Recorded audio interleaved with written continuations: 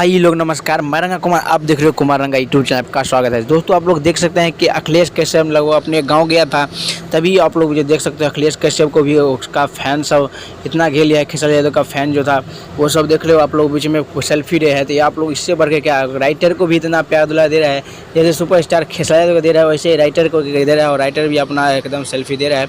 बहुत बहुत दिल से थैंक यू दोस्तों आप लोग इस तरह प्यार दुला देने के लिए। और बात करेंगे कि सुपरस्टार खेसारी यादव का संघर्ष 2 आप लोग भी जो पराग पाटिल जी आप लोग बीच में बोल दिया कि आप लोग में बहुत जल्द आने वाला है। आप लोग जो संघर्ष 2 का ट्रेलर आप लोग इंतजार करिए, 2-3 दिन के ही अंदर में आप लोग के बीच में डेट निकल जाएगा, चाहे कब आएगा। और बात करें कि सो दोस्तों सॉन्ग के बारे में, तो बहुत ही गजब का सॉन्ग भी, पोस्टर वोस्टर भी अभी बहुत बाकी है।